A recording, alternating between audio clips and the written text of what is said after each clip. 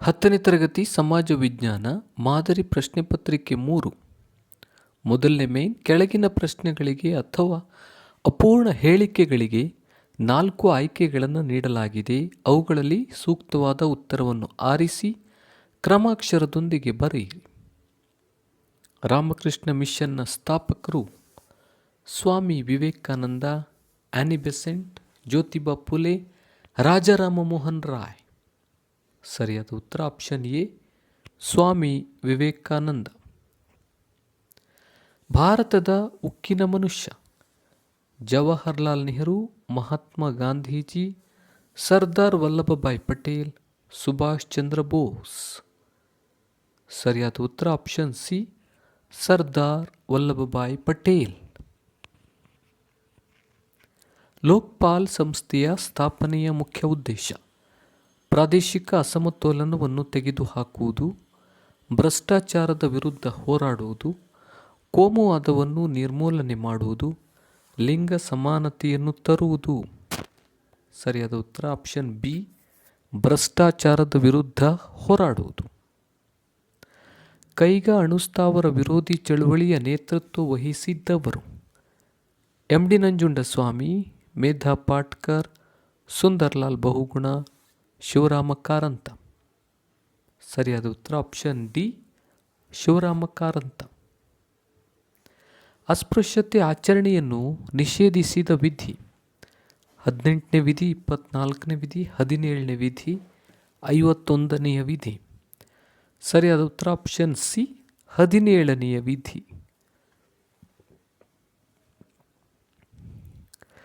ಭಾರತದಲ್ಲಿ ಅತಿ ಹೆಚ್ಚು ಮಳೆ ಪಡೆಯುವ ಸ್ಥಳ ಚಿರಾಪುಂಜಿ, ಆಗುಂಬೆ, ಗಂಗಾನಗರ, ಮಾಸಿನ್ರಾಮ್. ಸರಿಯಾದ ಉತ್ತರ ಆಪ್ಷನ್ ಡಿ, ಮಾಸಿನ್ರಾಮ್.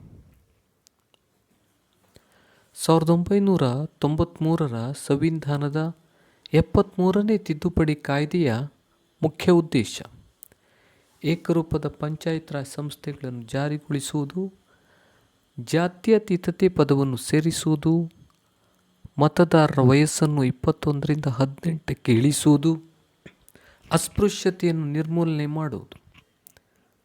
ಸರಿಯಾದ ಉತ್ತರ ಆಪ್ಷನ್ ಎ, ಏಕರೂಪದ ಪಂಚಾಯತ್ ರಾಜ್ ಸಂಸ್ಥೆಗಳನ್ನು ಜಾರಿಗೊಳಿಸುವುದು.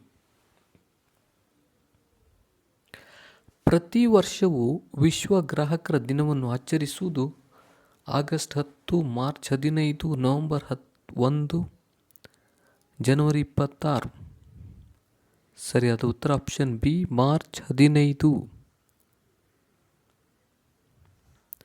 ಈ ಪ್ರಶ್ನೆಗಳಿಗೆ ಒಂದು ವಾಕ್ಯದಲ್ಲಿ ಪ್ರತಿಯೊಂದಕ್ಕೂ ಉತ್ತರಿಸಿ. ಜುನಾಗಢದ ಪ್ರಜೆಗಳು ತಮ್ಮ ನವಾಬನ ವಿರುದ್ಧ ದಂಗೆ ಎದ್ದರು ಏಕೆ?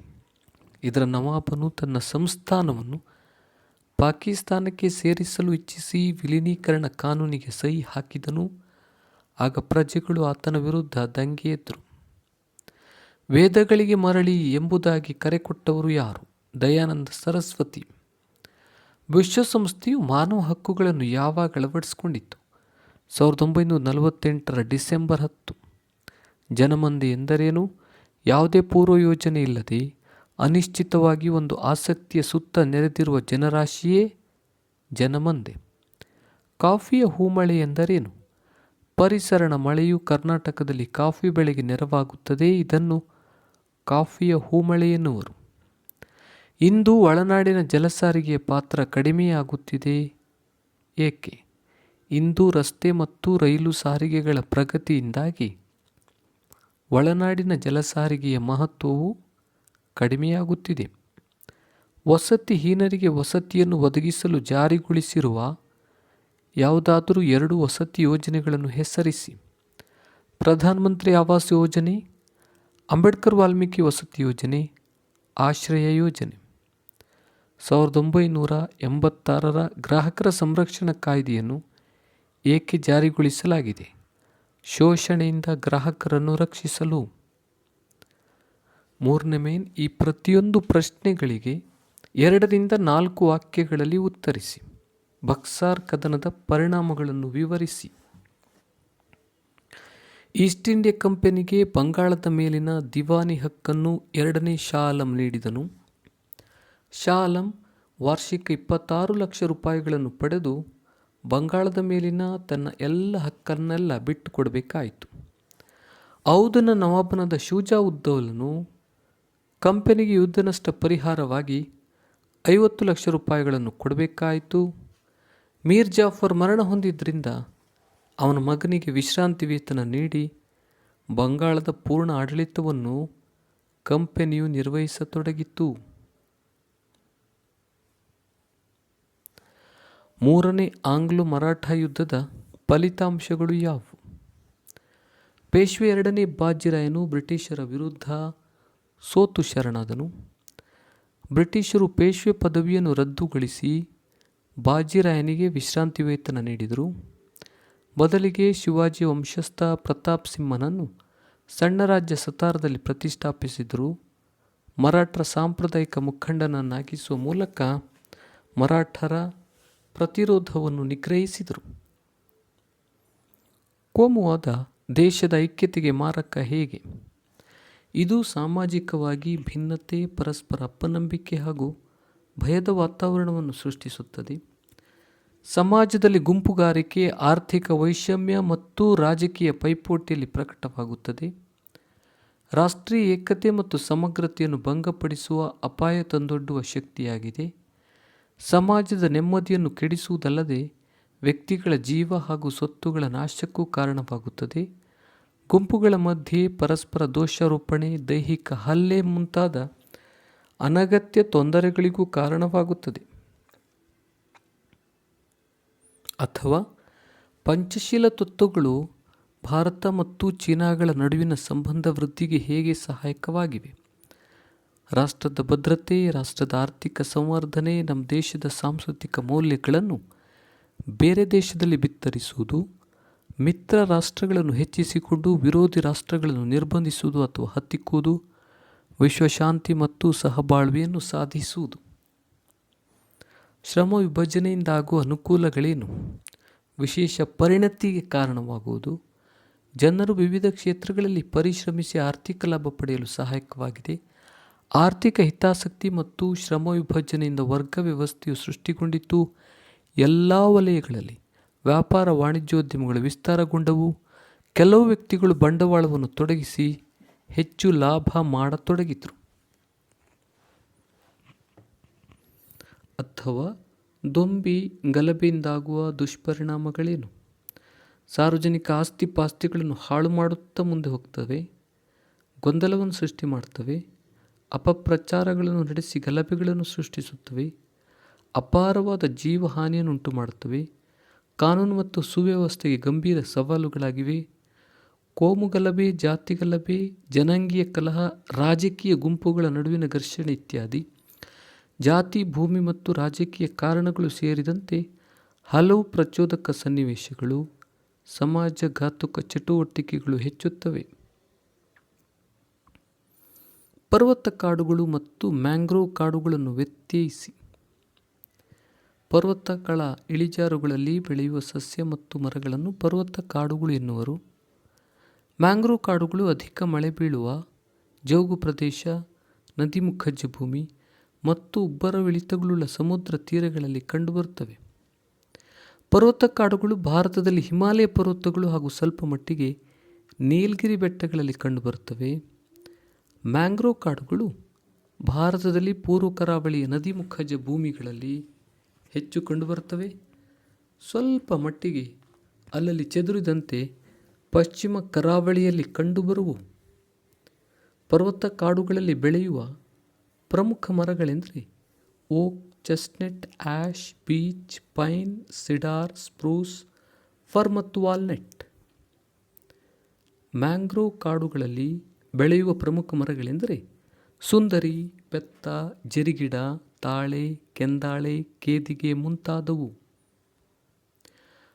ಅಧಿಕಾರ ವಿಕೇಂದ್ರೀಕರಣವು ಪ್ರಜಾಪ್ರಭುತ್ವ ವ್ಯವಸ್ಥೆಯಲ್ಲಿ ಅತ್ಯಗತ್ಯವಾಗಿದೆ. ಏಕೆ? ಪ್ರತಿಯೊಂದು ಗ್ರಾಮದ ಆಡಳಿತಾಧಿಕಾರ ಹಾಗೂ ಅದರ ಅಭಿವೃದ್ಧಿಯ ಜವಾಬ್ದಾರಿಯನ್ನು ಗ್ರಾಮಸ್ಥರಿಗೆ ವಹಿಸಿಕೊಡುವುದನ್ನು ವಿಕೇಂದ್ರೀಕರಣ ಎನ್ನುತ್ತೇವೆ.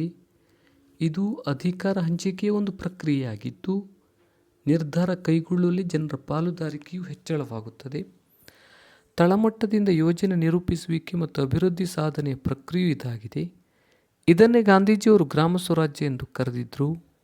ವಿಕೇಂದ್ರೀಕರಣವು ಎಲ್ಲ ರೀತಿಯ ಶೋಷಣೆಗಳನ್ನು ತಡೆಯುತ್ತದೆ, ಮಾನವನ ಸ್ವಾತಂತ್ರ್ಯ ಮತ್ತು ಘನತೆಯನ್ನು ಸಂರಕ್ಷಿಸುತ್ತದೆ, ಅಲ್ಲದೆ ಸಹಾನುಭೂತಿ ಮತ್ತು ಸಹಕಾರದಂತಹ ಮಾನವ ಮೌಲ್ಯಗಳನ್ನು ವೃದ್ಧಿಸುತ್ತದೆ. ಭಾರತೀಯ ಅಂಚೆ ಕಚೇರಿಗಳು ಒದಗಿಸುವ ಸೇವೆಗಳು ಯಾವುವು? ರಾಷ್ಟ್ರೀಯ ಉಳಿತಾಯ ಪತ್ರಗಳು, ಅಂಚೆ ಉಳಿತಾಯ ಖಾತೆಗಳು, ಕಿಸಾನ್ ವಿಕಾಸ್ ಪತ್ರಗಳು, ಮಹಾಯಾನ ಕಿರು ಠೇವಣಿಗಳು, ಅಂಚೆ ವಿಮೆ, ನಿವೃತ್ತಿ ವೇತನ ಮತ್ತು ಹಣವನ್ನು ವರ್ಗಾಯಿಸುವುದು. 4ನೇ ಮೇನ್, ಈ ಪ್ರಶ್ನೆಗಳಿಗೆ ಪ್ರತಿಯೊಂದಕ್ಕೂ 3 ರಿಂದ 6 ವಾಕ್ಯಗಳಲ್ಲಿ ಉತ್ತರಿಸಿ. ಬ್ರಿಟಿಷ್ ಶಿಕ್ಷಣದಿಂದ ಭಾರತದ ಮೇಲೆ ಉಂಟಾದ ಪರಿಣಾಮಗಳನ್ನು ವಿವರಿಸಿ. ಆಧುನಿಕತೆ, ಜಾತ್ಯತೀತತೆ, ಪ್ರಜಾಪ್ರಭುತ್ವ, ವೈಜ್ಞಾನಿಕ ಆಲೋಚನಾ ಕ್ರಮ, ಸ್ಥಳೀಯ ಭಾಷೆಗಳು ಮತ್ತು ಸಾಹಿತ್ಯ ರಚನೆಗಳಿಗೆ ಪ್ರೋತ್ಸಾಹ ದೊರೆಯಿತು. ವಿದ್ಯಾವಂತ ವರ್ಗದ ಆಲೋಚನಾ ಕ್ರಮದಲ್ಲೂ ಏಕತೆಯ ಸ್ವರೂಪವನ್ನು ಕಾಣ್ತೇವೆ. ವೃತ್ತಪತ್ರಿಕೆಗಳು ಹುಟ್ಟಿ ಬೆಳೆಯತೊಡಗಿದವು. ಭಾರತೀಯರಲ್ಲಿ ಬ್ರಿಟಿಷ್ ಆಡಳಿತದ ಬಗ್ಗೆ ವಿಮರ್ಶಾತ್ಮಕ ಅಭಿಪ್ರಾಯ ಬೆಳೆಯಲು ಸಾಧ್ಯವಾಯಿತು. ಹೊಸ ಸಾಮಾಜಿಕ ಮತ್ತು ಧಾರ್ಮಿಕ ಸುಧಾರಣಾ ಚಳುವಳಿಗಳು ಹುಟ್ಟಿಕೊಂಡವು. ಜೆ.ಎಸ್. ಮಿಲ್, ರೂಸೋ, ಮಾಂಟೆಸ್ಕ್ಯೂ ಮುಂತಾದವರ ಚಿಂತನೆಗಳು ಆಲೋಚನಾ ಕ್ರಮದಲ್ಲಿ ನಾವೀನ್ಯತೆಯನ್ನು ತಂದವು. ಜಗತ್ತಿನಾದ್ಯಂತ ನಡೆಯುತ್ತಿದ್ದ ಸ್ವಾತಂತ್ರ್ಯ ಚಳುವಳಿಗಳ ಪ್ರಭಾವ ಭಾರತೀಯರ ಮೇಲೂ ಆಯಿತು. 3ನೆಯ ಆಂಗ್ಲೋ ಮೈಸೂರು ಯುದ್ಧದ ಪರಿಣಾಮಗಳೇನು? ಶ್ರೀರಂಗಪಟ್ಟಣ ಒಪ್ಪಂದದೊಂದಿಗೆ ಟಿಪ್ಪು ಸಹಿ ಹಾಕುವ ಮೂಲಕ ಯುದ್ಧಕ್ಕೆ ತೆರೆಯಾಯಿತು. ಟಿಪ್ಪುವನ್ನು ಮಣಿಸಲು ಬ್ರಿಟಿಷರು ಶ್ರೀರಂಗಪಟ್ಟಣ ಒಪ್ಪಂದದಲ್ಲಿ ಅವಮಾನ ಷರತ್ತುಗಳಿರುವಂತೆ ನೋಡಿಕೊಂಡರು. ಟಿಪ್ಪು ತನ್ನ ಅರ್ಧ ರಾಜ್ಯವನ್ನು ಬಿಟ್ಟುಕೊಡುವುದು, 3 ಕೋಟಿ ರೂಪಾಯಿಗಳನ್ನು ಯುದ್ಧ ನಷ್ಟ ಭರ್ತಿಯಾಗಿ ಕೊಡುವುದು, ಯುದ್ಧ ನಷ್ಟ ಭರ್ತಿಯ ಗ್ಯಾರಂಟಿಯಾಗಿ ತನ್ನ 2 ಗಂಡು ಮಕ್ಕಳನ್ನು ಒತ್ತೆಯಾಗಿ ನೀಡುವುದು, ಯುದ್ಧದ ಸಂದರ್ಭದಲ್ಲಿ ಸೆರೆ ಹಿಡಿಯಲಾಗಿದ್ದ ಸೈನಿಕರನ್ನು ಬಿಡುಗಡೆಗೊಳಿಸುವುದು. ಇದರನ್ವೇ ಶ್ರೀರಂಗಪಟ್ಟಣದಿಂದ ಬ್ರಿಟಿಷರ ನೇತೃತ್ವದಲ್ಲಿನ ಸಂಘಟಿತ ಸೈನ್ಯ ಹಿಂತೆಗೆಯಿತು. ಅಥವಾ ಭಾರತಕ್ಕೆ ಆನಿ ಬೆಸೆಂಟರ ಕೊಡುಗೆಗಳೇನು? ವೇದಾಂತ ಶಾಸ್ತ್ರದ ಬಗೆಗೆ ವಿಶೇಷ ಜ್ಞಾನವನ್ನು ಹೊಂದಿದ್ರು. ಐಹಿಕ ಸಂಪತ್ತಿನ ಮೇಲೆ ನಿಂತಿರುವ ಪಶ್ಚಿಮದ ಸಂಸ್ಕೃತಿಗಿಂತ ಆಧ್ಯಾತ್ಮಿಕ ಶಕ್ತಿಯ ಮೇಲೆ ನಿಂತಿರುವ ಭಾರತ ಸಂಸ್ಕೃತಿ ಶ್ರೇಷ್ಠವಾದುದೆಂದು ಪ್ರತಿಪಾದಿಸಿದರು. ಇವರ ಚಳುವಳಿಯು ಹಿಂದೂ ಧರ್ಮದ ಪುನರುತ್ಥಾನ ಚಳುವಳಿಯಾಗಿತ್ತು. ಇವರು ಹಿಂದೂ ಮತ್ತು ಬೌದ್ಧ ಧರ್ಮಗಳ ತುಲನಾತ್ಮಕ ಅಧ್ಯಯನ ಮಾಡಿದರು. ಭಗವದ್ಗೀತೆಯನ್ನು ಇಂಗ್ಲಿಷ್ ಭಾಷೆಗೆ ಅನುವಾದ ಮಾಡಿದ್ರು. ಎಲ್ಲ ವರ್ಗಗಳಿಗೂ ಶಿಕ್ಷಣ ಸಿಗಬೇಕೆಂಬುದು ಅವರ ಆಶಯವಾಗಿತ್ತು. ಸೆಂಟ್ರಲ್ ಹಿಂದೂ ಕಾಲೇಜನ್ನು ಬನಾರಸ್ನಲ್ಲಿ ಆರಂಭಿಸಿದರು. ನ್ಯೂ ಇಂಡಿಯಾ ಮತ್ತು ಕಾಮನ್ವೆಲ್ ಎನ್ನುವಂಥ ಪತ್ರಿಕೆಗಳನ್ನು ಪ್ರಾರಂಭಿಸಿದರು. ಹೋಮ್ ರೂಲ್ ಲೀಗನ್ನು ಪ್ರಾರಂಭಿಸಿದರು. 1857ರ ಕ್ರಾಂತಿಗೆ ಕಾರಣವಾದ ಆರ್ಥಿಕ ಅಂಶಗಳನ್ನು ಪಟ್ಟಿ ಮಾಡಿ. ಭಾರತದ ಕರಕುಶಲತೆ ಮತ್ತು ದೇಶೀಯ ಕೈಗಾರಿಕೆಗಳು ಕ್ಷೀಣಿಸಿದವು. ಭಾರತದಲ್ಲಿದ್ದ ಕರಕುಶಲಗಾರರು ನಿರುದ್ಯೋಗಿಗಳಾದರು. ವಿಶೇಷವಾಗಿ ಬಟ್ಟೆ ಮತ್ತು ಉಣ್ಣೆ ಕೈಗಾರಿಕೆಗಳು ಅವನತಿ ಹೊಂದಿ ನೇಕಾರಿಕೆ ವೃತ್ತಿಯವರು ಉದ್ಯೋಗ ಕಳೆದುಕೊಂಡರು. ಗೃಹ ಕೈಗಾರಿಕೆಗಳು ಇದೇ ಬಗೆಯ ತೀವ್ರ ಆರ್ಥಿಕ ನಷ್ಟ ಅನುಭವಿಸಿ ಶಿಥಿಲಗೊಂಡವು. ಇಂಗ್ಲಿಷರು ದುಬಾರಿ ಸುಂಕವನ್ನು ಹೇರಿದರು. ಜಮೀನ್ದಾರನು ಕೃಷಿಕರನ್ನು ಶೋಷಿಸ್ತಾ ಇದ್ದನು. ತಾಲೂಕುದಾರರಿಗೆ ನೀಡಿದ ಹಕ್ಕುಗಳನ್ನು ಹಿಂಪಡೆಯಲಾಯಿತು. ಇನಾಮ್ ಭೂಮಿಯನ್ನು ವಾಪಸ್ ಪಡೆಯಲಾಯಿತು. ಇದರಿಂದಾಗಿ ಕೃಷಿಕರು ತೀವ್ರವಾಗಿ ಅವಮಾನ ಮತ್ತು ಆರ್ಥಿಕ ಸಂಕಷ್ಟ ಅನುಭವಿಸಿದರು. ಭಾರತ ಮತ್ತು ರಷ್ಯಾಗಳ ನಡುವಿನ ಸಂಬಂಧವನ್ನು ವಿವರಿಸಿ. ಭಾರತ ಸೋವಿಯತ್ ಒಪ್ಪಂದವು ರಾಜಕೀಯ, ಆರ್ಥಿಕ ಹಾಗೂ ಇತರ ಕ್ಷೇತ್ರಗಳಲ್ಲಿ ಉತ್ತಮ ಪ್ರಗತಿಯನ್ನು ಕಂಡಿತು. ಚೈನಾ ದಾಳಿಯನ್ನು ಸೋವಿಯತ್ ರಷ್ಯಾ ಖಂಡಿಸಿತ್ತು. ಗೋವಾ ವಿಮೋಚನೆಯ ಸಂದರ್ಭದಲ್ಲಿ ಸೋವಿಯತ್ ರಷ್ಯಾ ಭಾರತಕ್ಕೆ ವಿಶ್ವಸಂಸ್ಥೆಯಲ್ಲಿ ಸಹಕಾರ ನೀಡಿತ್ತು. ತಾಷ್ಕೆಂಟಿನಲ್ಲಿ ಭಾರತ ಪಾಕಿಸ್ತಾನಗಳ ಮಧ್ಯೆ ಒಪ್ಪಂದಕ್ಕೆ ರಷ್ಯಾ ಸಹಕರಿಸಿತು. 20 ವರ್ಷಗಳ ಶಾಂತಿ, ಮೈತ್ರಿ ಹಾಗೂ ಸಹಕಾರದ ಒಪ್ಪಂದಕ್ಕೆ ಸಹಿ ಹಾಕಿದವು. ಭಾರತದ ಭಿಲಾಯ್ ಹಾಗೂ ಬಕ್ಕಾರ ಉಕ್ಕಿನ ಕಾರ್ಖಾನೆಗಳಿಗೆ ಸೋವಿಯತ್ ರಷ್ಯಾ ಸಹಕರಿಸಿತ್ತು. ಕೈಗಾರಿಕೆ ಹಾಗೂ ವಾಣಿಜ್ಯ ಕ್ಷೇತ್ರಗಳ ಬೆಳವಣಿಗೆಗೆ ರಷ್ಯಾದಿಂದ ಹೆಚ್ಚಿನ ನೆರವನ್ನು ಪಡೆದಿದ್ದೇವೆ. ವಿಶ್ವಸಂಸ್ಥೆಯ ಭದ್ರತಾ ಸಮಿತಿಯಲ್ಲಿ ಭಾರತಕ್ಕೆ ಕಾಯಂ ಸದಸ್ಯತ್ವ ದೊರೆಯಬೇಕೆಂದು ರಷ್ಯಾ ಪ್ರತಿಪಾದಿಸುತ್ತಿದೆ. ಅಸ್ಪೃಶ್ಯತೆ ನಿವಾರಣೆಗೆ ಕೈಗೊಂಡಿರುವ ಕಾನೂನು ಕ್ರಮಗಳನ್ನು ವಿವರಿಸಿ. ಸಂವಿಧಾನದ 17ನೇ ವಿಧಿಯು ಅಸ್ಪೃಶ್ಯತಾ ಆಚರಣೆಯನ್ನು ನಿಷೇಧಿಸಿದೆ. ಭಾರತ ಸರ್ಕಾರ ಅಸ್ಪೃಶ್ಯ ಅಪರಾಧಗಳ ಕಾಯ್ದೆಯನ್ನು 1955ರಲ್ಲಿ ಜಾರಿಗೊಳಿಸಿದೆ. ನಾಗರಿಕ ಹಕ್ಕುಗಳ ಸಂರಕ್ಷಣಾ ಕಾಯ್ದೆ ಎಂದು 1976ರಲ್ಲಿ ಮಾರ್ಪಾಡುಗೊಳಿಸಲಾಯಿತು. ಈ ಕಾಯ್ದೆಯ ಪ್ರಕಾರ ಅಸ್ಪೃಶ್ಯತೆ ಆಚರಣೆಯು ಶಿಕ್ಷಾರ್ಹ ಅಪರಾಧವಾಗಿರುತ್ತದೆ. ಅಲ್ಲದೆ ಸಂವಿಧಾನಾತ್ಮಕವಾಗಿ ಸಾರ್ವತ್ರಿಕ ಮತದಾನದ ಹಾಗೂ ಸಮಾನತೆ ಹಕ್ಕನ್ನು ದೇಶದ ಎಲ್ಲ ನಾಗರಿಕರಿಗೂ ನೀಡಲಾಗಿದೆ. ವಿಶೇಷವಾಗಿ ಪರಿಶಿಷ್ಟರನ್ನು ಒಳಗೊಂಡಂತೆ ಹಿಂದುಳಿದ ಜಾತಿಯವರಿಗೆ ಶೈಕ್ಷಣಿಕ ಮತ್ತು ಉದ್ಯೋಗ ಅವಕಾಶಗಳಲ್ಲಿ ಮೀಸಲಾತಿಗಳನ್ನು ಕಲ್ಪಿಸಲಾಗಿದೆ. 1989ರ ಶಾಸನವು ಅಸ್ಪೃಶ್ಯತೆಯ ನಿರ್ಮೂಲನೆ ಕುರಿತಾದ ವಿಶೇಷ ಜವಾಬ್ದಾರಿಗಳನ್ನು ರಾಜ್ಯ ಸರ್ಕಾರಗಳಿಗೆ ವಹಿಸಿದೆ. ದೇಶದ ಅಭಿವೃದ್ಧಿಯಲ್ಲಿ ಸಂಪರ್ಕದ ಪ್ರಾಮುಖ್ಯತೆಯನ್ನು ವಿವರಿಸಿ. ಸರ್ಕಾರದ ನೀತಿ, ನಿಯಮ ಮತ್ತು ಅಭಿವೃದ್ಧಿ ಕಾರ್ಯಕ್ರಮಗಳ ಬಗ್ಗೆ ಸಾರ್ವಜನಿಕರಲ್ಲಿ ಅರಿವು. ಇದು ನೈಸರ್ಗಿಕ ವಿಪತ್ತು ಮತ್ತು ವಿನಾಶಗಳು, ಹವಾಗುಣ ಮುನ್ಸೂಚನೆಗಳನ್ನು ನಾವು ತಿಳಿಯೋದು ಸಹಾಯಕವಾಗುತ್ತೆ. ವ್ಯಾಪಾರ, ವಾಣಿಜ್ಯ, ಕೈಗಾರಿಕೆ, ಕೃಷಿ ಇತ್ಯಾದಿಗಳ ಅಭಿವೃದ್ಧಿಗೆ ನೆರವಾಗುತ್ತೆ. ಮನರಂಜನೆ ಪ್ರಪಂಚದ ದಿನನಿತ್ಯದ ಮಾಹಿತಿಗಳನ್ನು ಪೂರೈಸುತ್ತದೆ. ಅಲ್ಲದೆ ದೇಶದ ಏಕತೆ ಮತ್ತು ಸಮಗ್ರತೆ ನಿರ್ವಹಣೆಗೂ ನೆರವಾಗುತ್ತದೆ. ಅಥವಾ ಕೈಗಾರಿಕೆಗಳು ಕೆಲವೇ ಪ್ರದೇಶಗಳಲ್ಲಿ ಸ್ಥಾನೀಕರಣಗೊಂಡಿವೆ ಏಕೆ? ಕಚ್ಚಾ ವಸ್ತುಗಳ ಸರಬರಾಜು, ಶಕ್ತಿ ಸಂಪನ್ಮೂಲಗಳ ಪೂರೈಕೆ, ಸಾರಿಗೆ ಮತ್ತು ಸಂಪರ್ಕದ ವ್ಯವಸ್ಥೆ, ಮಾರುಕಟ್ಟೆ ಸೌಲಭ್ಯ, ಬಂಡವಾಳ, ಕಾರ್ಮಿಕರು ಮತ್ತು ನೀರು ದೊರೆಯುವಿಕೆ, ಸೂಕ್ತ ವಾಯುಗುಣ, ಸರ್ಕಾರದ ನೀತಿ ನಿಯಮಗಳು.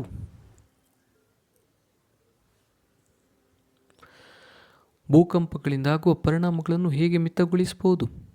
ಭೂಕಂಪನ ವಲಯಗಳಲ್ಲಿ ಜನವಸತಿಗಳ ನಿರ್ಮಾಣ ನಿಷೇಧ, ಭೂಕಂಪನ ನಿರೋಧಕ ಕಟ್ಟಡಗಳ ನಿರ್ಮಾಣವನ್ನು ಅನುಸರಿಸುವುದು, ಉತ್ತಮ ದರ್ಜೆಯ ಕಟ್ಟಡ ನಿರ್ಮಾಣದ ವಸ್ತುಗಳ ಬಳಕೆ ಮತ್ತು ಬಹುಮಹಡಿ ಕಟ್ಟಡ ನಿರ್ಮಾಣವನ್ನು ಕೈಬಿಡುವುದು, ಅಂತರ್ಜಲಕ್ಕಾಗಿ ಬಾವಿಗಳ ಆಳಕೊರೆತವನ್ನು ನಿಷೇಧಿಸುವುದು, ಭೂಕಂಪನ ತೀವ್ರತೆಯುಳ್ಳ ಬೆಟ್ಟಗುಡ್ಡ ಪ್ರದೇಶಗಳಲ್ಲಿ ನಗರ ಬೆಳವಣಿಗೆ ನಿರ್ಬಂಧ, ಬಹುದೊಡ್ಡ ಅಣೆಕಟ್ಟು ಮತ್ತು ಜಲಾಶಯಗಳ ನಿರ್ಮಾಣಕ್ಕೆ ನಿಷೇಧ, ಅರಣ್ಯನಾಶ ಮತ್ತು ತೀವ್ರ ಸ್ವರೂಪದ ಗಣಿಗಾರಿಕಾ ಚಟುವಟಿಕೆಗಳನ್ನು ತಡೆಗಟ್ಟುವುದು.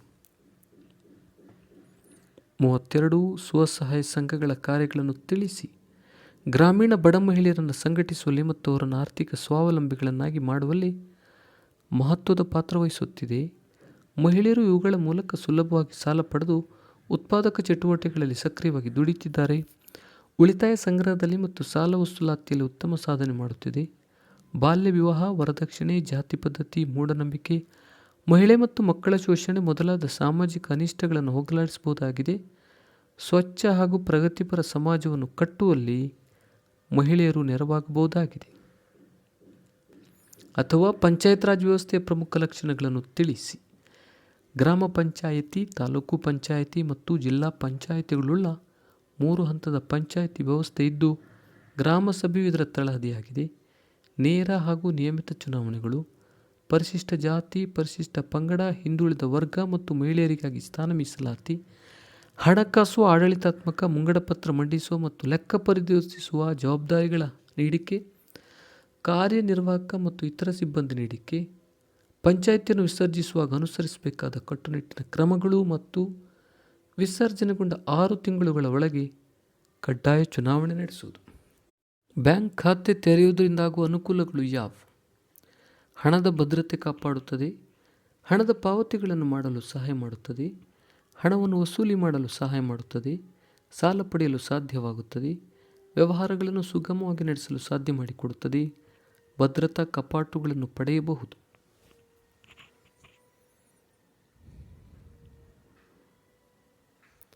ಅಥವಾ ಉದ್ಯಮಿಯ ಯಾವುದಾದರೂ 6 ಕಾರ್ಯಗಳನ್ನು ಬರೆಯಿರಿ.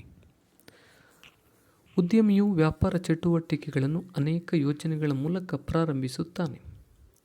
ಉದ್ಯಮಿಯು ಉತ್ಪಾದನಾಂಗಗಳನ್ನು ಸಂಯೋಜಿಸುತ್ತಾನೆ. ಉದ್ಯಮಿಗಾರನು ಉತ್ಪಾದಿಸುವ ವಸ್ತುಗಳ ಬಗ್ಗೆ, ತಾಂತ್ರಿಕತೆ ಬಗ್ಗೆ, ಮಾರುಕಟ್ಟೆ ಮತ್ತು ಉದ್ಯೋಗ ಮುಂತಾದವುಗಳ ಬಗ್ಗೆ ನಿರ್ಧಾರ ಕೈಗೊಳ್ಳುತ್ತಾನೆ. ಉದ್ಯಮಿಯು ಎಲ್ಲ ಅಂಶಗಳನ್ನು ಸಮಂಜಸವಾಗಿ ಸಂಯೋಜಿಸುತ್ತಾನೆ. ಉದ್ಯಮಿಯು ಹೊಸ ಹೊಸ ವಿಧಾನಗಳನ್ನು ರೂಢಿಗೆ ತರುತ್ತಾನೆ. ಉದ್ಯಮಿಯು ತನ್ನ ಉದ್ಯಮದ ಹಣಕಾಸಿನ ಆಯವ್ಯಯವನ್ನು ನಿಭಾಯಿಸುತ್ತಾನೆ.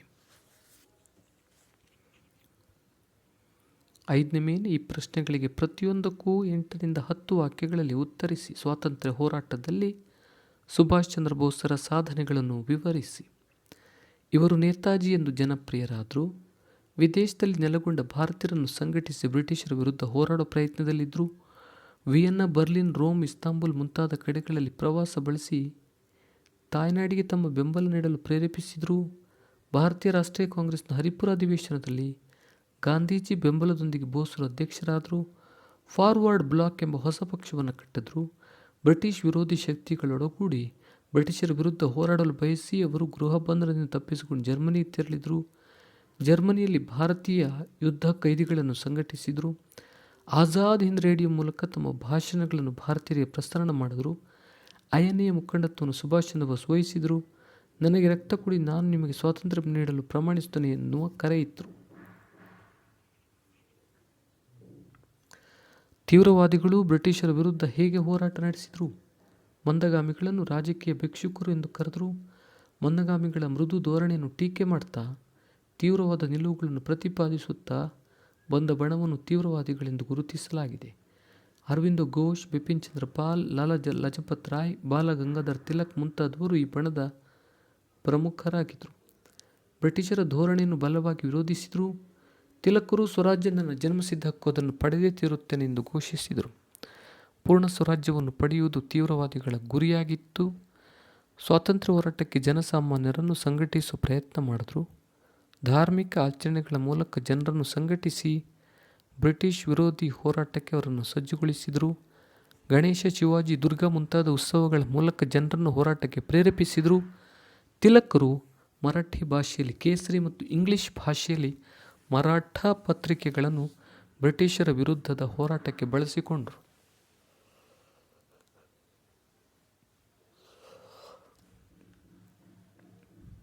ಅಥವಾ ಸ್ವಾತಂತ್ರ್ಯ ಹೋರಾಟದಲ್ಲಿ ಬುಡಕಟ್ಟು ಬಂಡಾಯವನ್ನು ವಿವರಿಸಿ ಬ್ರಿಟಿಷ್ ಈಸ್ಟ್ ಇಂಡಿಯಾ ಕಂಪನಿಯ ಆಳ್ವಿಕೆಯಲ್ಲಿ ಜಾರಿಗೆ ತಂದ ಕಂದಾಯ ಮತ್ತು ಅರಣ್ಯ ನೀತಿಗಳು ಬುಡಕಟ್ಟು ದಂಗೆಗಳಿಗೆ ನೇರವಾಗಿ ಪ್ರೇರಣೆಯಾದವು. ಬುಡಕಟ್ಟು ಬಂಡಾಯಗಳಲ್ಲಿ ಸಂತಾಲರ ದಂಗೆ, ಕೋಲರ ದಂಗೆ, ಮುಂಡ ಚಳುವಳಿ ಪ್ರಮುಖವಾಗಿವೆ. ಕರ್ನಾಟಕದಲ್ಲಿ ಹಲಗಲಿಯ ಬೇಡರ ಬಂಡಾಯವು ಈ ನಿಟ್ಟಿನಲ್ಲಿ ಗಮನಾರ್ಹವಾಗಿದೆ.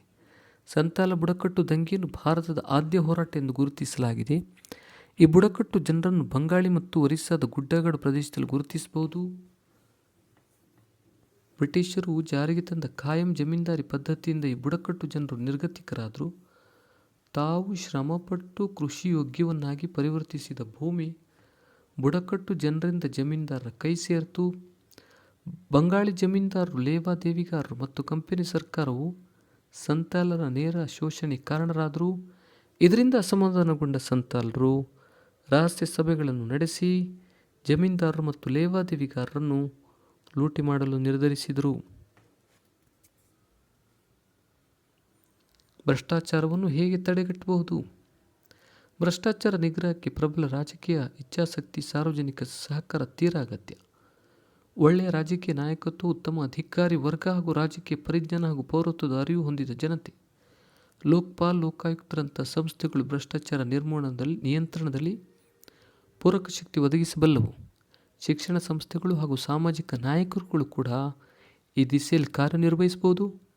ಸರ್ಕಾರಿ ಕಚೇರಿಗಳಲ್ಲಿ ಸಿಸಿ ಕ್ಯಾಮೆರಾಗಳನ್ನು ಅಳವಡಿಸುವುದು ಮತ್ತು ಕಚೇರಿಯ ಕಾರ್ಯನಿರ್ವಹಣೆಯ ವೇಗವನ್ನು ಹೆಚ್ಚಿಸುವುದು, ಭ್ರಷ್ಟಾಚಾರದಲ್ಲಿ ಭಾಗಿಯಾದವರಿಗೆ ಕಠಿಣ ಶಿಕ್ಷೆ ವಿಧಿಸುವುದು, ನ್ಯಾಯಾಲಯಗಳಲ್ಲಿ ನ್ಯಾಯಾಧೀಶರ ಸಂಖ್ಯೆಯನ್ನು ಹೆಚ್ಚಿಸುವುದರ ಮೂಲಕ ಸಾಧ್ಯವಾದಷ್ಟು ಬೇಗನೆ ನ್ಯಾಯ ನಿರ್ಣಯ ನೀಡುವುದು. ಭಾರತದಲ್ಲಿ ಅನುಸರಿಸುತ್ತಿರುವ ವಿವಿಧ ಕೃಷಿ ವಿಧಾನಗಳನ್ನು ಹೆಸರಿಸಿ. ಜೀವನಾಧಾರ ಬೇಸಾಯ, ಸಾಂದ್ರ ಬೇಸಾಯ, ವಾಣಿಜ್ಯ ಬೇಸಾಯ, ಮಿಶ್ರಣ ಬೇಸಾಯ, ನೆಡುತೋಪು ಬೇಸಾಯ, ಒಣ ಬೇಸಾಯ, ಆರ್ದ್ರ ಬೇಸಾಯ, ನೀರಾವರಿ ಬೇಸಾಯ. 6ನೇ ಮೇನ್ ಪ್ರಶ್ನೆ ಸಂಖ್ಯೆ 38. ಭಾರತದ ನಕ್ಷೆ ಬರೆದು ಇವುಗಳನ್ನು ಗುರುತಿಸಿ. ಮಲಬಾರ್ ತೀರ, ನರ್ಮದಾ ನದಿ, ತುಂಗಭದ್ರಾ ಯೋಜನೆ, ದೆಹಲಿ. ಎ. ಮಲಬಾರ್ ತೀರ. ಬಿ. ನರ್ಮದಾ ನದಿ. ಸಿ. ತುಂಗಭದ್ರಾ ಯೋಜನೆ. ಡಿ. ದೆಹಲಿ.